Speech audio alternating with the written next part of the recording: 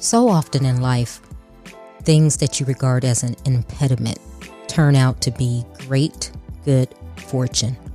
That is a quote by the late Justice Ruth Bader Ginsburg.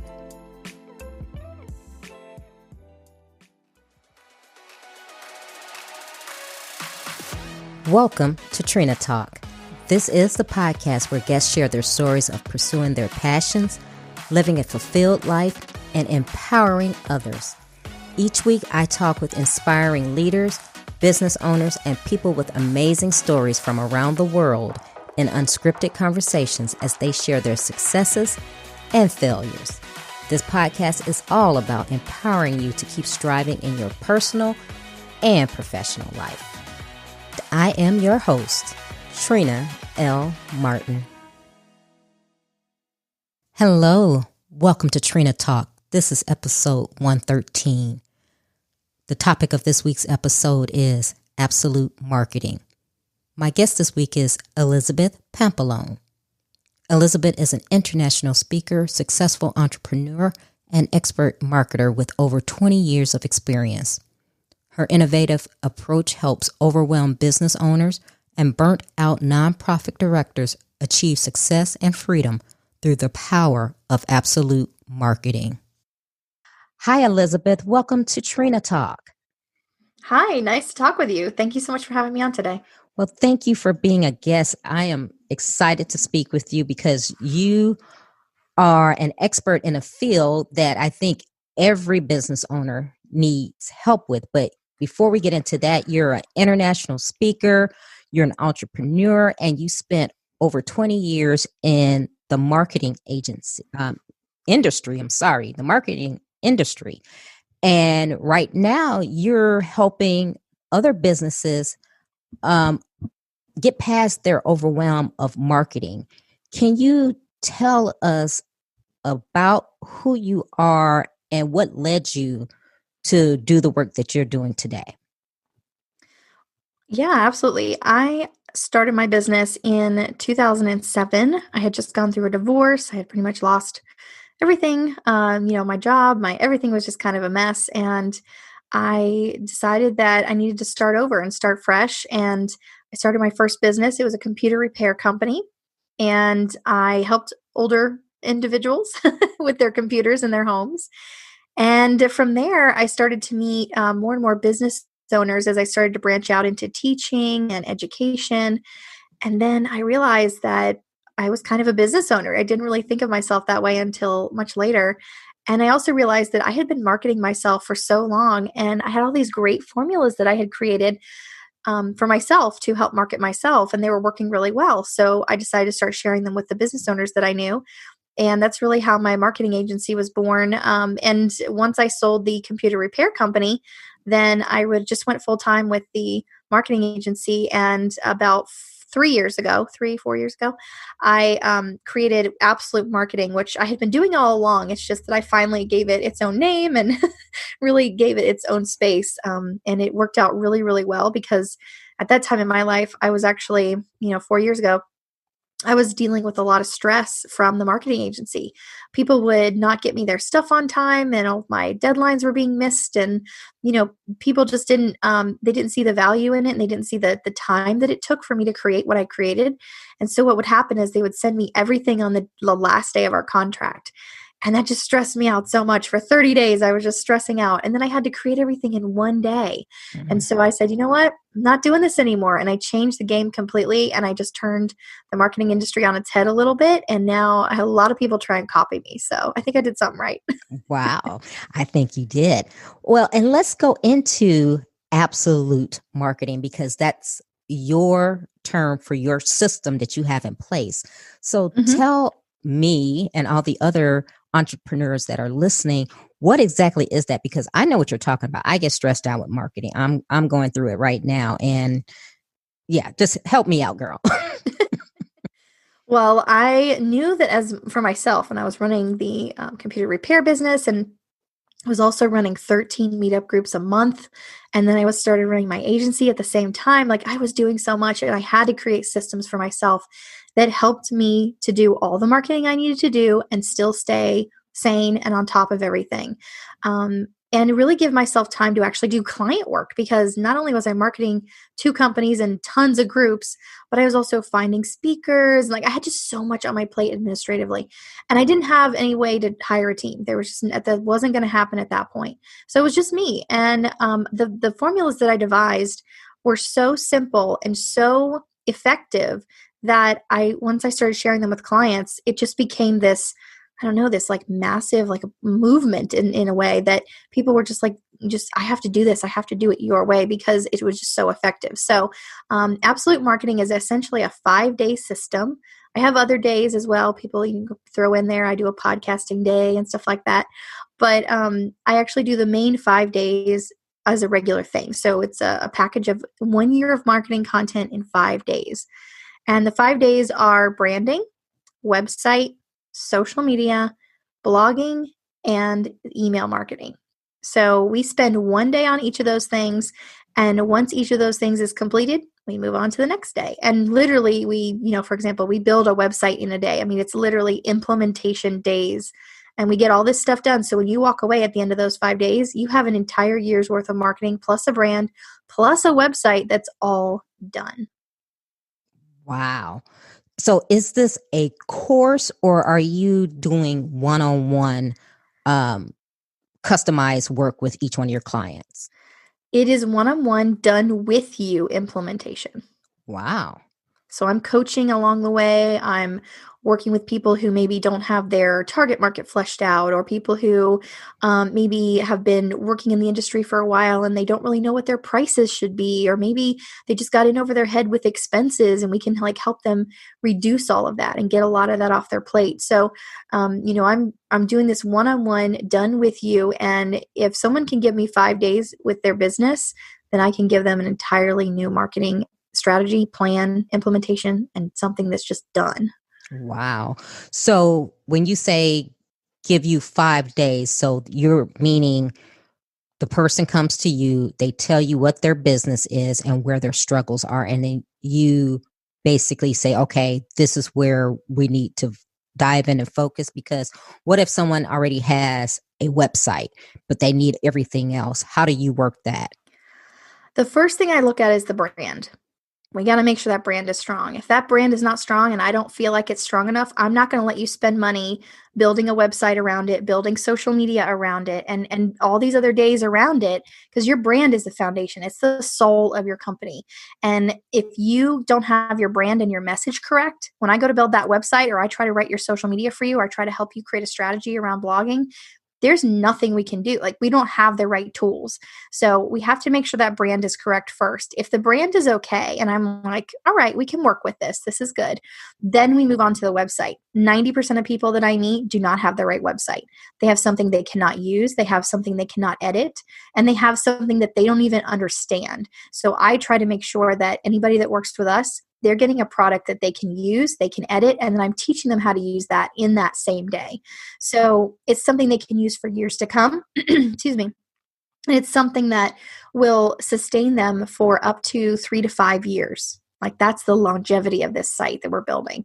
But it's something that I want them to learn how to use. If you want to change some words, you change them. If you want to swap out a photo, you can do it, because we've already gone through that and I've taught you how to do it. So even if you already have a website, like I said, 90% of people that come to me, they're in the wrong website because somebody told them that they should be here or there or whatever. And I also tell people, if you find someone that you like, their philosophy, the way they work, you need to stick with them. So I try to tell people, don't come to me and ask me questions. If you've already found somebody that you're working with and you're like, well, they told me to do this and they told me to do that, I might have a different opinion. I might have a different way of doing things, and it's just going to confuse you. So I try to get people, say, look, you pick a guru, you pick a person, and you like follow them to the nth degree, but you have to do everything they say. Otherwise, their plan isn't going to work for you or for anybody, really. Mm-hmm. Oh, I love that. That is so juicy, because the brand, like you say, is the foundation. Now, who are your clients? Who exactly are you working with, and who comes to you and say, okay, I need this marketing help? Really, a lot of small businesses, and I also work with nonprofit directors. I work with a lot of solopreneurs, but I also work with people that have small teams. And for my small team people, sometimes they can't give me 5 days. Like their business won't even allow them, that time off. Like they're just so busy. And so what I do for them is I take the 5 days and I break it down into 5 weeks. And we do a coaching session every week for 5 weeks. And then in between, they can delegate the stuff that I've told them about and, given them insight about. And they can delegate that to their team. And so when they come back the next week, now their team has completed those tasks and we can move on to the next thing. So there's different ways I work with different types of people, but the solopreneurs are great.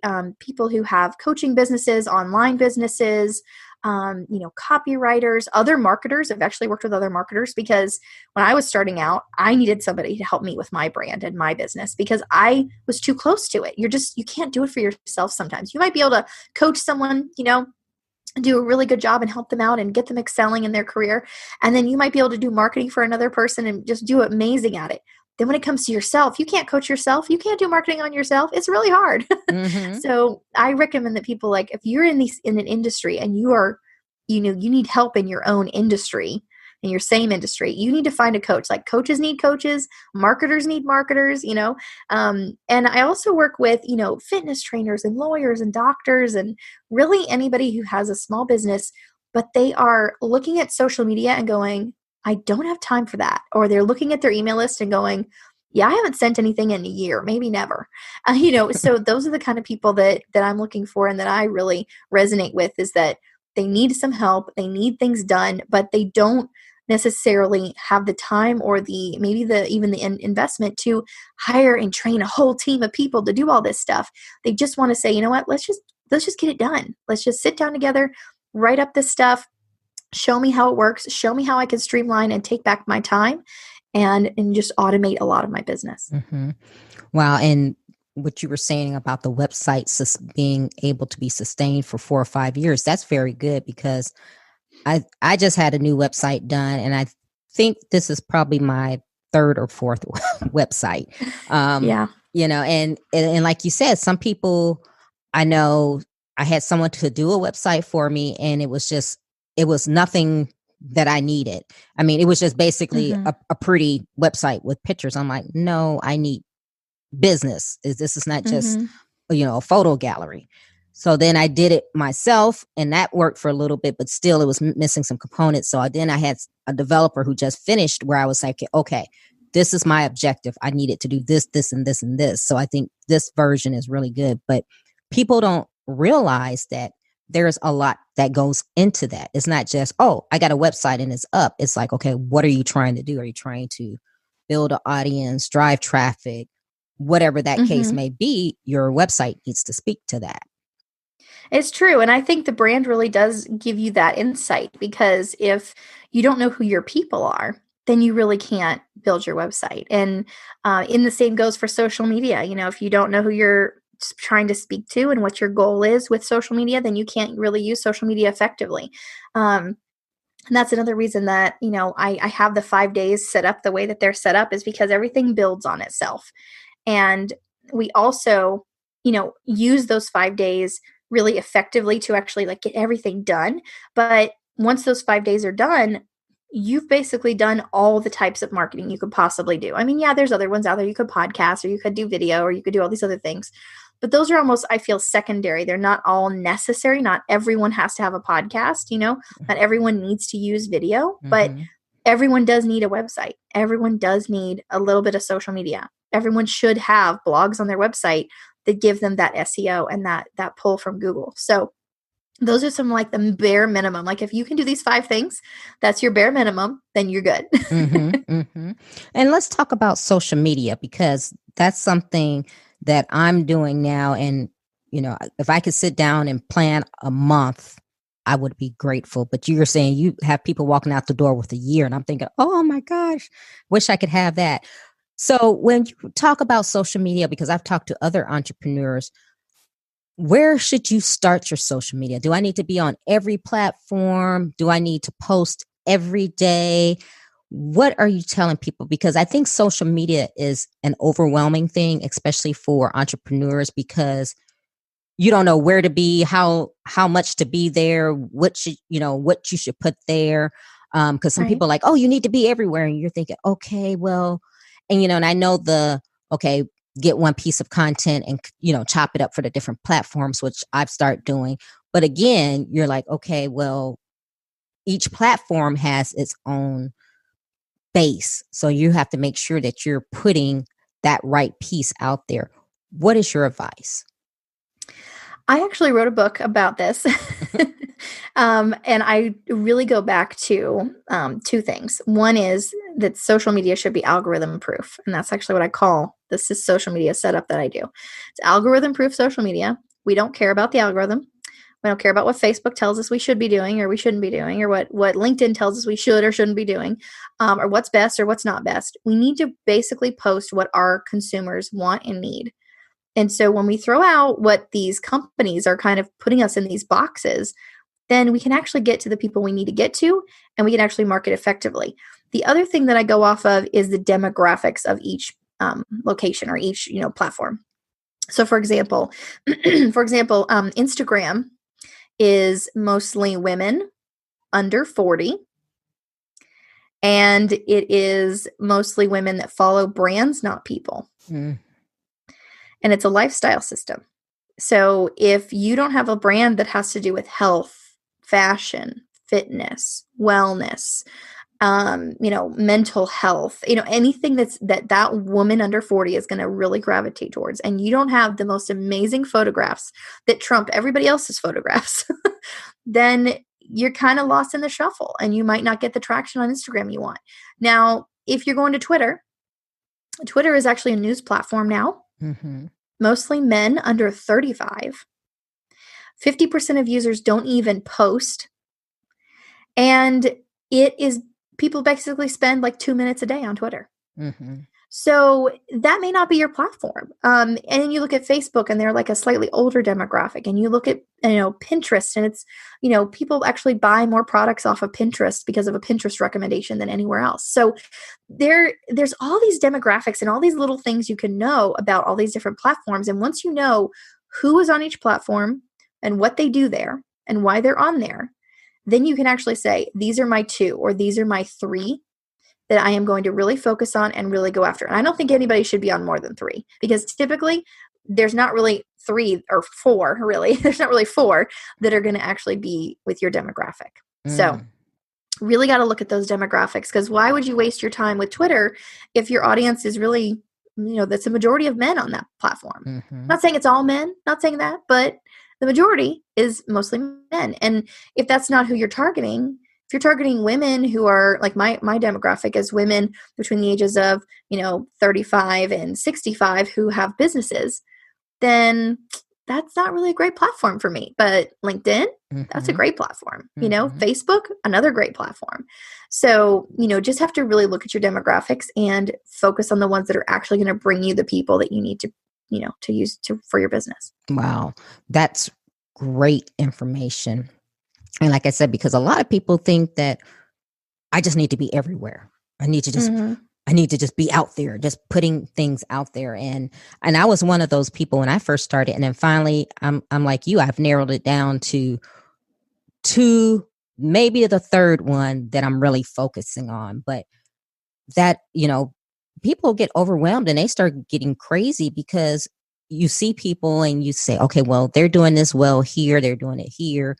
And most of those people who are on those multiple platforms they've already kind of got it, I guess, nailed down, and they're more of a celebrity brand, not, necessarily an entrepreneur who may be doing it solo or have a small team. Right. Wow. And tell us what the name of your book is that you referred to. It's called 6 Months of Social Media, and you can find it on my website. Okay. And your website is what? GetAbsoluteMarketing.com. Yeah. Wow. So I always like to know about not only your successes, but your failures as you have come to this place where now I think this is your passion. Sounds like how you speak about it. Tell us about some of the things that you have gone through to build where you are. I know you talked about in the beginning the life changes that you had, the reason why you went into starting your computer repair business, but now you're in marketing. And tell us about your journey, because some people think, oh, entrepreneurship is so easy and look at people, they're doing this and that, but they don't see, the story behind the success. I've actually had many failed businesses. And that's real, yes. Yeah, it's true. And when you're an entrepreneur, you try a lot of things. I mean, you're not just doing one thing. I mean, the two that I had, the computer repair company that we sold, and this company that I have now, those are the two that I would say are the longest. Like, they're the ones that have been around the whole time. They were the bread and butter, the ones that paid the bills. But I always tried other things. I always, wanted to branch out and see what else was out there. I actually started a networking company. I actually took all of the networking groups in my city, aggregated them, and put them into a calendar, color-coded them, tagged them with categories, and then put them on a calendar so that you could, sort the calendar, shuffle the calendar, whatever. You could look at just women's events. You could look at just health events. You could look at, just trade shows, whatever it was. And I had that company for 3 years. It was a great company. It actually did very, very well. It didn't make a ton of money. It wasn't like a thing that I would switch to or anything, but it was just one of those companies that was like, yeah, this is helpful. People enjoy it. I enjoy working on it. It pays for itself, makes a little extra on the side. But after 3 years, it was done. It just kind of faded away. It was really, really interesting. And it was a hard decision to close that business because it didn't really fail, spectacularly, but it was a hard decision because it was like, okay, well, why is it not working now? What has changed in the climate? And, is it something I did? Or, it just was all these questions. And I thought, it's just time. It's just time for it to be done. And I closed it and I walked away from it, and I still get people talk to me about it to this day, and they want me to bring it back. There's not a market for it right now, which is fine, but maybe someday. And then I had a huge, oh my goodness, this was probably my biggest failure yet. And that happened this year. And it's still a little raw, so I'll just be brief about it. Sorry. But I started, I took a partner on with me, and I'm not saying that she was a bad partner, because she wasn't. She was awesome. But I know myself, and I'm not a partner kind of person. I'm just not. And I've done partnerships before, and every time I say to my husband, I'm like, don't you let me get into another partnership. Like, don't let it happen. And this one, he let me get into it. I was like, see, it's your fault. But it was just that, I like to make decisions. I like to make quick decisions. I like to make things happen. And, then I had to talk to her, and it was just a little bit longer of a process. And that's not actually what ended up failing the business, but the business ended up failing because of external circumstances. And that's even harder because there's nothing you can do. There's, you try everything, you try everything that you can think of. You ask everyone, you get external help, and it still just falls on its face. And it was going well. It started to get better. And then all of a sudden, crash and burn. And it was really disappointing because it was such a cool concept and such a fun thing to do, but it started to become a job. And when your business becomes a job, it's this millstone around your neck, and you're just like, please just take it from me. I don't want to do this anymore. Then that's when it's not really your business anymore. You've just created yourself a job, and you've made yourself kind of enslaved to your own idea of what should be perfect. And I think we do this to ourselves a lot. And so I did have to close that business, and it was very sad. And I lost a lot of money. And so did my partner. I feel so bad. Like, I feel like I drug her into it, but I didn't. But I feel, I felt responsible. Like, I should have made it better. I should have fixed this, or I should have done that. And really, after looking back at everything, there's nothing I could have done. It had to end. It was time. It wasn't an idea that was going to work for us. But at the same time, you have to take those failures. And while it was sad, and I did have a good cry over it, I deal with things differently now. When some of my other businesses failed, I had one that failed early on. It was called My Business Workshops. I didn't really market it very well. I didn't really have enough clientele for that type of business. I sat in an empty conference room that I had rented 4 weeks in a row because no one showed up to any of my conference things that I had set up. And I was paying for it. I paid for food. And just those kind of things happened. And I lost money on those deals. But it was such a devastating blow at that point because I was like, why isn't this working? And what's wrong with me? And all this stuff. But now when things like this happen, and this was a much bigger failure in terms of monetary value, but it was the same idea, right? Like something happened. This time it was beyond my control. And that's almost even worse because you're helpless. And then, how I'm dealing with it now is so much different than how I dealt with the failure then. And I see that, failure still happens to people, even experienced people like myself that have been in business for 13 years.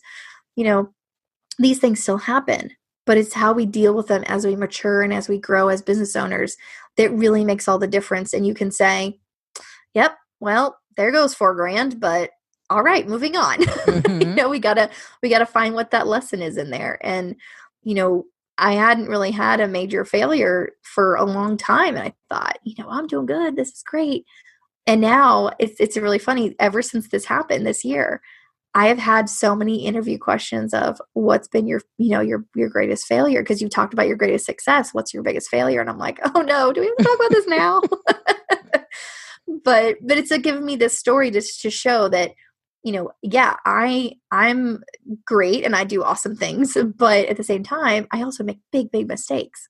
And you're not immune from it, but it's how you deal with it after the fact that really makes a difference. Mm, so true. And that's one of the reasons why I always ask my guests, what's your success and your failures? Because oftentimes we tell about our success and where we are, but everyone goes through those ups and downs and those bumps and trials and losing money, losing companies. And I think it's something that people should share more often so that other people looking at them could be more realistic and say, okay, Mm-hmm. I will fail. Or if I don't do it right this time, I just need to tweak or whatever and get back up and do it again. So I always like hearing that. Plus, it's interesting. And it seems like you said, you've always kind of had that entrepreneurial spirit. Where did that come from? Is this something that in your mind, maybe when you were younger, you said, I want to have my own business, or was it just something that you happened to do at the time? Well, when I was younger, I wanted to be Audrey Hepburn. That was my job. I was going to be Audrey Hepburn.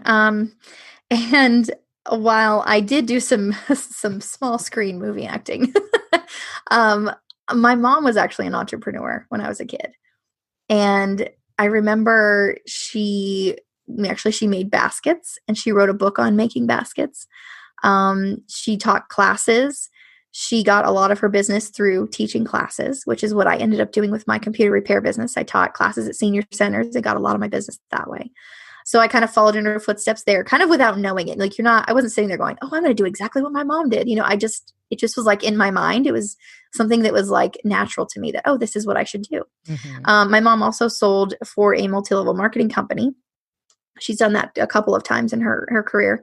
And she used to have people come to the house and buy supplies and things. And she actually would do something called album in a day. She sold Creative Memories, the scrapbooking stuff. And she did something called album in a day. And when I started doing website in a day, she was like, I used to do that, right? And I was like, wait a minute, you did websites in a day? And she's like, no, I did scrapbook albums in a day. Mm. And I was just thinking to myself, oh my gosh, all of this stuff has been in my head like little mini time bombs, Wow. like for years and years and years. And I didn't even realize it. And you know how you hear things and you're like, oh yeah, that's a great name. I'm going to use that. And you go look it up and somebody already has it. It's probably because you already heard it before. Yeah. And so I really feel like a lot of the stuff that my mom did, I really saw that, and like I imbibed all that, and I learned through osmosis in a way, and then all that started to come out as I started to build my stuff. And yeah, it was different, and still my own ideas, but all these little similarities that kind of came out afterwards. And she also did a lot of networking, which I think is really, really fascinating. She created a club for me and my sister when we were like 7, 8, 9 years old, and we loved the American Girl dolls. Mm-hmm. And so she said, well, why don't we actually create a club around this, and we'll do the recipes and we'll have the, do crafts and have fun. And we had a huge, huge group. She did it for 2 years. We met every single month at a different church, at a different person's home, whatever, whoever would hold the group that large. And at the end, we had 120 families in the group. Oh, it was insane. And she did all this while homeschooling, while running a business, while being a mom to 5 kids. Like, and I just look back like, how did she do all that? And then, here I am running 13 networking groups, running 2 businesses. Like, I'm like, okay, I kind of get how she did it. Wow. So you really had it modeled for you, and you were just emulating, not knowing that you were emulating what you had saw growing up. Yeah. And now she has another business now. She just started helping entrepreneurs to basically take their first paycheck, which was a huge problem for me a couple of years ago. I was taking a paycheck, but I was like paying myself like nothing. And she found the system, and I did the system, and I'm like, oh my gosh, like this is insane. And it's part of the Profit First system. And she coaches on that now, and she helps people to set it up. And when I set it up like 3 years ago, I could not believe I went from like paycheck to paycheck, 6 figures. Now I'm like, not that way. Wow. So yeah, it's a great system, but now she has another business. And so, I think that I've always just like looked at what she's done, and then, like you said, just learned a lot, and not even thought about how much I learned from that, and now like looking back, like, oh yeah, I did learn that from that time. Very interesting. We may have to have your mom on to talk about some of her entrepreneur, because she sounds pretty industrious. She's like a lady on a mission. So was she married at the time when you guys were growing up, and she was doing all of this? Okay. Because I was saying, my dad, he worked at the post office. So he was just there every day, just working at the post office, for 30 years. That's what he's done. Wow. Yeah. Because she is getting after it. Well, I was like, wow, talk about a woman on a mission. That's what we do, though. Women are great for making things happen. So I would love to talk to her. So what would you tell someone, a small business owner, solopreneur, someone in your clientele, or someone that would be in your niche that's looking for someone to do marketing?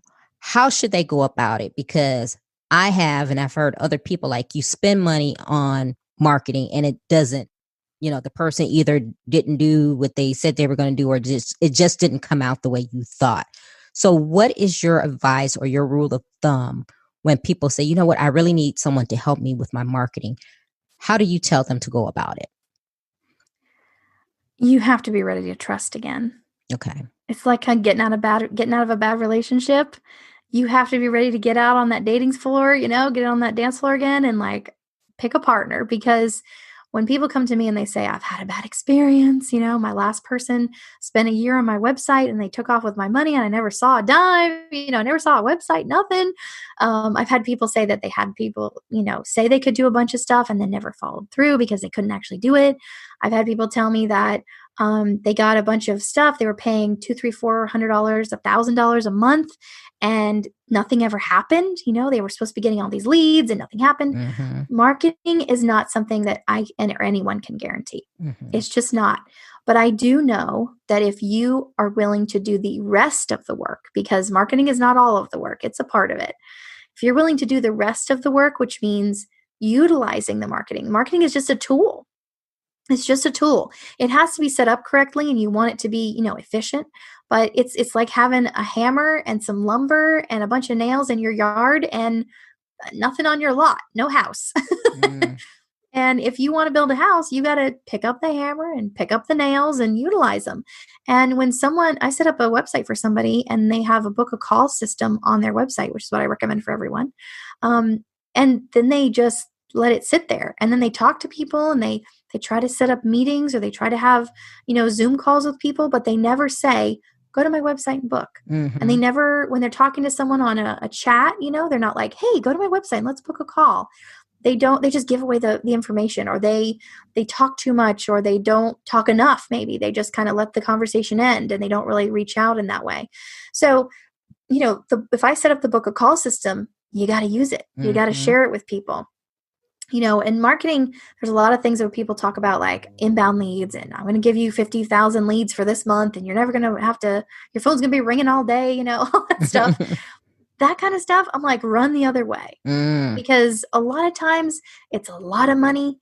You got to be really ready for the influx of work if they are able to produce that. And honestly, I've never seen anybody be able to produce it that has been able to do it in the time frame they've said or for the amount of money they said. So it's something that's a game that you have to play. And I try to throw out all the games in my business. I'm like, we don't talk about the algorithm. We don't need it. We throw it out. We don't talk about, Facebook's rules and regulations they have around, well, this is the way you need to use Facebook. Well, no, we can use Facebook for our own business, the way we want to use it, the way our clients need us to use it. All the stuff around your website should be cutting edge and should have all these fancy, flashy things on it. No, it should be easy to use and clear and simple and concise. So there's a lot that the gurus, I call it guru syndrome, that they say we should do. And that's what I mentioned before. You just need to pick a person that you like and you need to trust them enough. And then you need to pick up the tools once they've handed you the finished tool and the finished product. And you need to go out and share that tool with everyone, because that should make you so proud and so excited. I know a lot of people will get a brand or a website or social media stuff done, and they don't really know how it works. They don't really understand it. They're like, yeah, something's happening over there. I don't know. Hopefully it'll work for me. And if they don't understand it, or they don't really get what's going on, or they're not excited about it, then it probably wasn't the right marketing for them. Mm. And as you were talking, I thought about two questions in particular that I want to ask.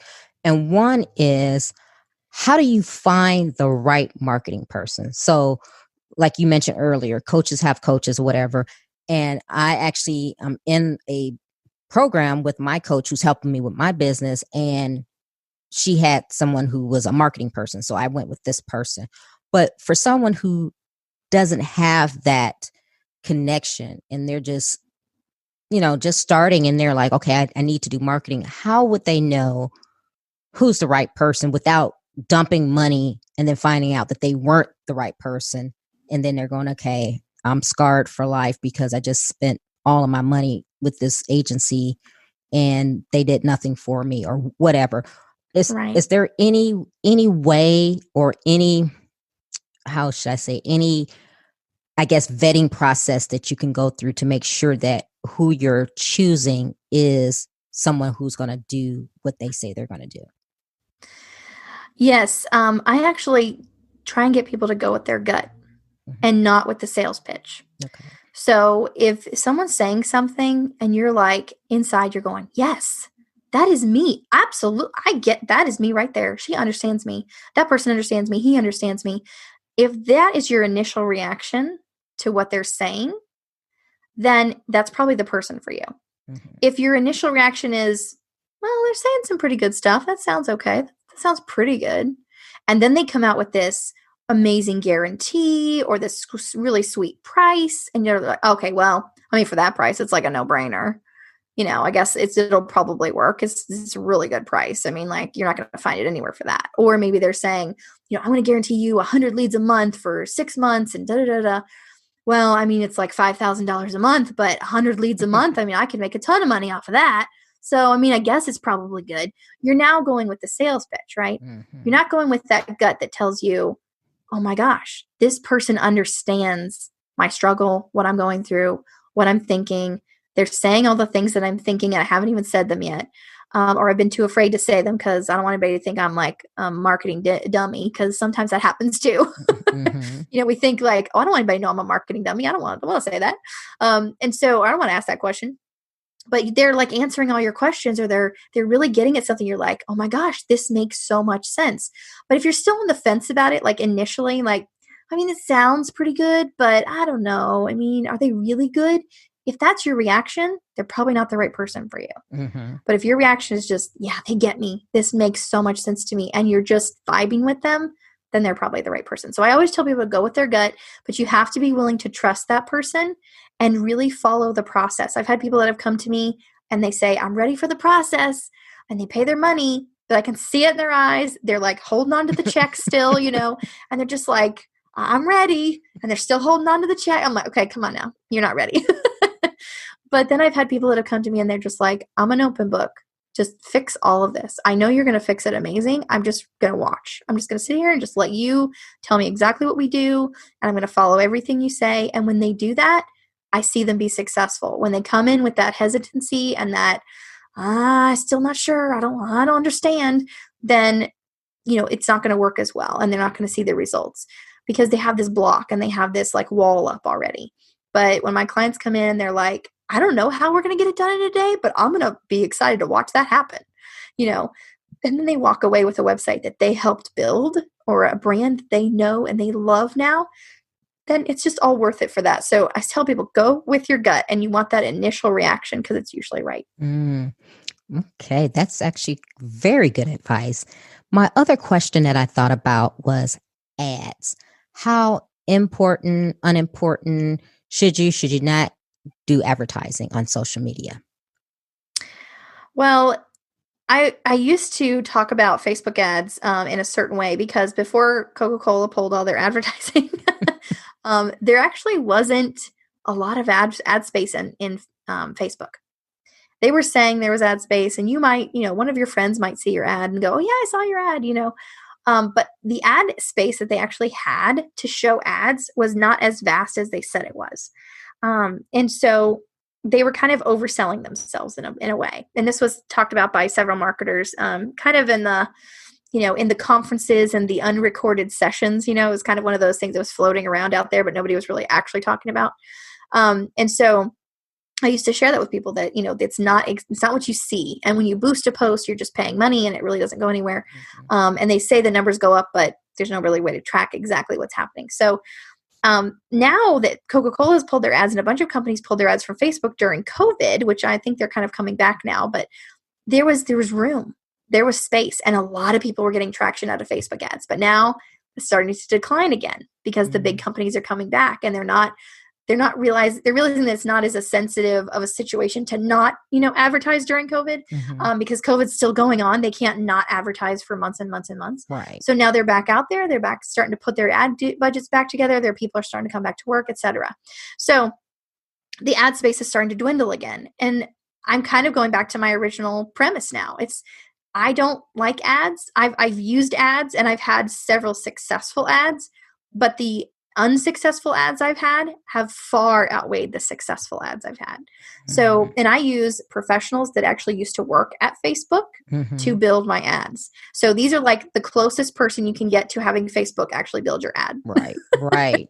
So if they can't even get it to work and in certain circumstances, then I have no hope for myself of making it work, or of anyone who is maybe on the fence about using ads making it work. So I try to steer people away from ads, and even like paid AdWords and AdSense and all that stuff, because it has become this this godlike, system that they've built where it's like, if you don't, pay Google, then you're not going to get on the first page. And okay, why do I need to be on the first page? If you Google my name, every single entry on the first page is me. Every single entry is me, because I have good content out there. I'm on so many podcasts. I've done so many guest lectures. I've done, tons of guest, blog posts. So, and I have my website, and I'm on other websites, and I have accounts with other websites. So my name is out there so much because I'm doing good marketing and good content that I don't need to pay Google to be on the first page of Google. If you hear me on a podcast and you look up my name on Google, you're going to find me, and you're going to find just me. So that's something that I try and get people to realize, is that the ads and the paid stuff, unless you're paying a professional to actually provide you a service or an actual tangible thing, if you're paying for ads, you're basically throwing your money into a fire, watching it burn, pulling out the ashes, and then taking them and burying them in the ocean, and then coming back and doing it again. That's basically what you're doing. You're just doing this horrible funeral cycle with your money. And like I said, I've had some ads that have worked and they've been successful, but it even wasn't enough to pay for all the ads that were not successful. Oh, Elizabeth, you make me want to cry. I just signed up to have somebody to do Facebook ads for me, because because I'm like, okay, I need to get out there. So how do you just get out there besides what you said you're doing? You're doing, lectures, podcasts, things like that. How do you get your name out there to market? I've done a couple things in my career, and I'm going to start with the first one I did and kind of come back to present time. The first thing that I did was I actually used to network a lot. And when I networked in person, I did not put the goal to say, I'm going to go out and get clients. My goal was to network every single day for 1 year. I networked Saturday through Sunday. And I networked every single day for 1 year, sometimes 2 or 3 times a day, breakfast, lunch, dinner, whatever meetings there were available. And I still did client work. I did it in the evening. And my goal was not to get clients. My goal was to become one of the most well-known people in my city. Mm-hmm. And I did that. At the end of that year, it was like October, I think. And I went to a tea meeting with all these women. It was about 80 women there. And we all got to say, a sentence or two about ourselves. It was a really long meeting because saying a sentence or two about yourself with 80 women, oh my gosh, everyone loves to talk. It was so long. I was the last person to stand up. So everyone's already tired by this point. Everyone's like, okay, are we ready to go home now? Whatever. And I looked around the room, and as each person stood up, I'm like, oh, I know her. Oh, I met her already. Oh, yeah, I met her at that other thing. And I realized it came down, and then they're like, okay, it's your turn. And I was like, wait, what? It's my turn? And I just stood up and I said, does anybody here not know who I am? And one woman raised her hand and the entire room laughed. And I was like, I'll talk to you after. And I sat down and everybody was like clapping and whooping it up and all this stuff. And I was like, I did it. In 10, 11 months, because I started like in December of the year before, I actually did what I set out to do. And I stopped networking every day because I didn't need to, and it was exhausting. But I networked like 2 or 3 times a week at that point after that. Wow. But I had a goal that was not client or, business related. Right. And that made me one of the most well-known people. And then it was, oh, well, you need to talk to Elizabeth. She knows everybody. She knows everything. And so then I was this referral source. I was a person people talked about. And that helped me grow my business. And then the second thing I did was, and in the most recent times, and this is what I still do today, I still go to in-person networking because I still have it where I am locally. I still do a lot of Zoom networking things because that's where a lot of my groups went. And so I still do those. But the newest thing that I've been doing in the last, I would say 2 years, and almost 3 years at this point, I go into Facebook groups and I answer probably at least 30 to 50 questions a day. Not my group, other people's groups. Not where I'm stepping on toes. I'm not trying to take anybody's business. But if someone says, hey, I'm having trouble with my membership site. Hey, does anybody know how I can set up G Suite? Hey, I don't know what I should use for my podcasting hosting. I have an answer. I always have an answer because I've been there. I've done that. If I read a question and somebody's like, how do I get compliance for my dental office? I'm like, I have no idea. I don't know anything about that. So I just ignore that. I don't answer that question.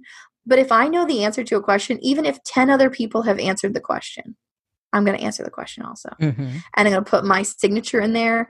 I'm not going to put a link. I'm not going to be crazy about it because it's not about me getting that person as a client. It's about one person in that group seeing me answer 4, 5, 7, 10 questions a day. And they go, oh my gosh, this woman knows everything. I need to ask her my question. I need to talk to her about this. I need to see if I can work with her on that. So it's not necessarily about the clients I'm going to get from it, because trust me, it's not like they just come out of the woodwork all the time, but it's about that consistency and about being visible. And that's really helped me this year. Yeah. I like what you said about becoming the person that people recognized and referred in your city. And I'm like, I think I'm going to do that. That's a good goal. And thank you for telling me that. So I'm going to just let you know now that's what I'm going to do. Go for it. Going to do that. I like that. And I also like what you said about going into Facebook groups and answering questions. And it's funny because I have started to do that, and I've done it on LinkedIn mostly because that's where one of my favorite platform. And just to kind of let people know, when this pandemic first started, I had less than 200 connections. Now I'm well above their plus 500. And it just was from that, just interacting with posts and saying things, commenting. And it was amazing because I'm thinking all these years I've been on LinkedIn and I never thought about that. But because I did that, and like you said, just interacting and sharing my views or giving advice, people were like, oh, I want to connect with her. Oh, I want to connect. And it's been really amazing. Yeah, it's really interesting when you actually start, sharing what you know or giving advice or, helping somebody out with, oh yeah, this is the podcast hosting I use. I really like it because, you're not saying anything salesy. I'm not even selling anything that I got. Like, I'm not a podcast hoster. I don't do that. Mm-hmm. But I'm telling you something that I know that's going to help you move forward faster. And that makes me an expert. That makes me someone who you're going to go, okay, well, if you know this, do you know where do I get my website hosting, or where do I register my domain, or where do I, something else about, something in that vein. Mm-hmm. So as long as you stay to your lane and you're really focused and clear about the questions you answer, so that people don't ask you like, oh, where do I buy my signage for, random stuff, right? It's like, I have no idea, but I can answer your questions about marketing and about, technology and social media and streamlining and systems. Mm-hmm. And I don't give away all the, family secrets or anything like that, but I do try and answer questions, and sometimes people just take it and run with it, which is fine. But like I said, I'm not always there just for that one person that I'm commenting on or replying to. I'm there also to say, hey, it's Elizabeth again. Oh, by the way, another comment by Elizabeth. Oh, wait, that Elizabeth girl, she's everywhere. Mm-hmm. Mm-hmm. Now, I have one question, and it's kind of a personal question before we get into my sequence of questions that I ask. But what do you think about business cards? Are they outdated? Should I be spending any more money on those? Well, I actually did not order any because of COVID. I just was like, well, I'm not going to go into any networking now. And yesterday I gave away my last one. So I am now back to ordering like 50 to 100 at a time, but I'm just never going to order the 1,000 box I used to order. Yeah. And I asked that crazy question, but I just threw away a box of business cards, like, some that I did. And then I was like, oh, I changed my branding, or I got a new number, just something. And I was like, and like you said, I ended up buying like, I don't know, 500 or something at a time. And I'm going, okay, do I really want to buy more business cards, or should I just buy some in small quantities? Because I've held on to them for a while, because it's almost like you go, oh my goodness, I spent this money on them, I should keep them. But then you don't pass them out to anyone, because you're like, okay, I don't even use that email anymore, or I've changed my tagline or my branding. So you throw those out, and then I'm like, do I want to get more? Is it a waste, or should I get them?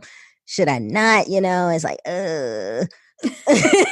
Well, I think ordering them in small quantities is good. I feel like you should always have something on your person that identifies you and like you could hand out to someone. Because, giving away your driver's license isn't really going to work. But if you're not a business card type person and you don't really ever have cards and you've really never had them, I'd say, do what works for you. But for me, if I'm talking with someone, I was in my nail salon the other day. And I was talking with somebody who I had met like many months ago. And I was like, oh my gosh, so great to see you here. She was actually working there. She was a manager. And she said, I actually run other businesses and I work with marketing professionals. And I was like, tell me more about this. And she had all these clients that we're actually going to do collaborations now. And if I didn't have a card to give her, she would have forgotten about me. I would have forgotten about her. And that interaction would have just been, come to nothing. But it was a great business interaction on a Saturday at the nail salon. I looked like, a hobo, but, it was still a business interaction. And I was so glad that I had a card left in my purse to give her. And I wrote, I had my old email on that one, like you were saying. And I wrote my new stuff on the back, and I'm like, please contact me. And when I did that, she was like, oh, thank you for giving me a card. She's like, I was going to ask you to text me, but that always gets buried. And I was like, absolutely it does. And that was going to be my next comment. Yeah. About the digital business cards. Because someone was like, oh, why do you buy business cards? There's digital. But again, texting, it gets lost. I don't even let my clients text me anymore unless we're having a meeting and they're like, hey, I'm on my way or something like that. If they want to ask me a question or send me anything, I have a ticket system now because when they were sending me texts and emails in the middle of the night and all this stuff, they would get lost. I don't get to see them. So now I have a ticket system. It shows up as priority. I know exactly where it is, what it is. And that's like, this is my to-do list, or this is the team's to-do list for today. So it's definitely worth it to like not let your clients text you because they definitely get lost from me.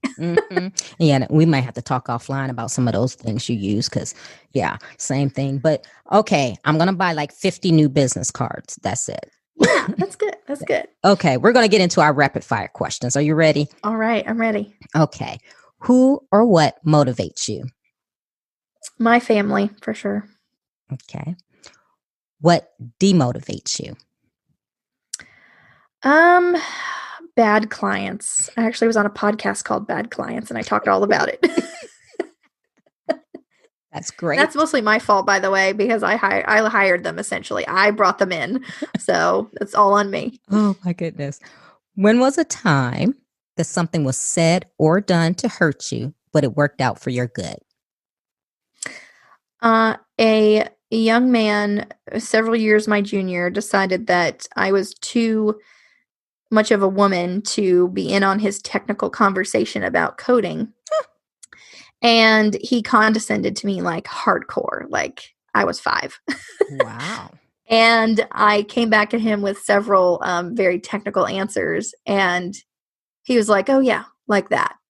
And he never bothered me again about that. Interesting how that happens, isn't it? Mm-hmm, mm-hmm. What is your fear? That's a hard one.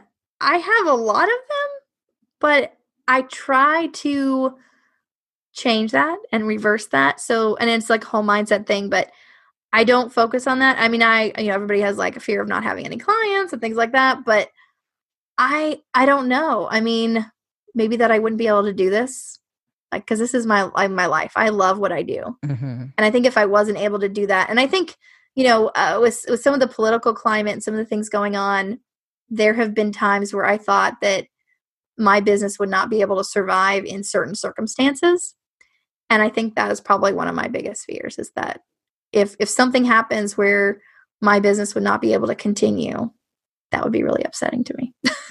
Okay. Is there a time when you wish you had done something that you didn't? No, I do everything that I think. Okay. Okay. Well, then you probably Yeah. have the same answer for this question, but is there a time that you wish you had not done something? Yeah, partnerships. Yeah. I've done too many of those. I've only done 2, and 2 was too many. So I'm Okay. done with that. I swear. I'm on the podcast officially saying no Yeah. more partnerships for me. Okay. So you're on record. So I'm going to let your husband That's get right. a copy of this. So That's right. You can play it back. My own words. Elizabeth, no more partnerships ever. oh, what is your definition of success? Being able to wake up every day and not go to a job. Mm, I don't go to a job. nice. I run my business, and that is so freeing to me because, I have stuff to do every day and I have to work every day. And sometimes I work on the weekends because, I'm crazy. But if I want to go to the nail salon, I take the hour and I go. If I want to take a vacation, I pick up my laptop, I grab my husband, and we go. So those things being there and me being able to be flexible, but also do the things that I love, that's success to me. Mm. How do you recharge? Um, I didn't have a piano for a long time. My parents asked me when I was 7 if I wanted to play, and I said, I'm not going to practice. And they're like, "You're 7. We're going to make you." And I said, "No, I'm not going to do it." And they said, "Fine, we're going to ask your sister." And she became a beautiful pianist, by the way. But I never learned. And so when I was, I guess it's like a year ago, my husband bought me a piano and I taught myself how to play. And now when I'm having a bad day or I have a few minutes in between calls, I will walk out to my living room and I will sit down at the piano and I will just play and sing. And it just, I don't know, it just does something for me that makes me calm and gives me like this little boost of energy. And then I can keep going. Wow. What are you awesome at? Well, I would say everything, but I know there'd be a few people that would dispute that. So I'm going to have to go with branding, websites, social media, email marketing, and blogging. Oh, and podcasting and memberships. Yeah, those are other things I'm awesome at. What legacy do you want to leave? I think I've already left it, which I'm very happy about. My sister, she is 19 years old. And she has already decided that she's going to be an entrepreneur. She knows that's what she wants. She knows that's what direction she wants to go. And I think that kind of thing has already been part of my legacy. And the other part is all the small businesses that I've helped that have survived, that have succeeded, that have gone forward and grown and, kind of made their own dreams come true because of what they've been able to accomplish. But that I was a small part of helping them do that. That's the kind of legacy I want to leave. And I want people to know that it doesn't matter where you are, where you start. I started playing piano a year ago. I'm like 35 years old. I started dancing, ballroom dancing at the age of like 23. So I started all these things like that people start when they're children. I started them way late in life. But it doesn't matter because I did it. I made the effort and I made it happen. So I just want people to go after the opportunities that they're presented to them. And if it fails, you go after the next opportunity. And that's the kind of thing I want people to remember me for, and not just remember me, but know that they can do that themselves. Okay, give the listeners one motivational takeaway. I think that was motivational, but if you have something else. Yeah, something that my mom always would say to me, and this, I would hate it when she would say it. I'd be like, Mom, stop. I understand. I get it. But she would say, this is temporary. Whenever I would complain about something, I'd be like, oh, this sucks. I hate this. And she'd be like, it's temporary. It's a bad situation. It's not great. It's not the best. It's not ideal, but it's temporary, right? It's going to get better. Something's going to change, whether it gets better or does something lateral move, right? It's moving, it's changing. And I think that as an entrepreneur, that's so important to remember. And it's right now, it looks bleak and rainy and cloudy. And you're just like, I don't see a way out of this. But it's going to change because it wasn't that way 10 minutes ago, maybe, or it wasn't that way 10 months ago, right? So things are always going to change and move. And it might be 10 minutes, 10 hours, 10 days, 10 years, but it's going to change. And you have to be willing to wade through that and get through to the other side of that. And then when things are really good, you just got to be prepared that it's going to change. And a storm might come through, but it's going to roll out. And if you can stick with that mindset and know that everything is temporary and it's going to be constantly changing, then anything that gets thrown at you as an entrepreneur, you just roll with the punches. You're just like, all right, okay, we can do this. We can move over here and try this and move over there and try that. And just remembering that everything is temporary. And that has got me through a lot of really crazy stuff as an entrepreneur. Tell the listeners how they can connect with you, whether they want to become a client, your website, your book, all the goods. You can go to getabsolutemarketing.com. And I actually have a pro toolkit on there. All of the stuff that I use to run my business, all the free stuff, all the paid, programs and stuff that I use, all of it and why I use it and how I use it is all listed in my pro toolkit. And that is on my website at getabsolutemarketing.com, and it's free. All right. Well, Elizabeth, thank you so much for the great conversation and for being on Trina Talk. Thank you so much for having me. I had a lot of fun. If you like Trina Talk podcast, please don't forget to go out to iTunes and rate it 5 stars and leave a review. Also, who else in your life do you know that needs some motivation and inspiration in their lives? Don't forget to share Trina Talk with them. I hope you have a great week. And remember, if you change your mindset, you can change your life. Keep striving, because success is a journey, not a destination.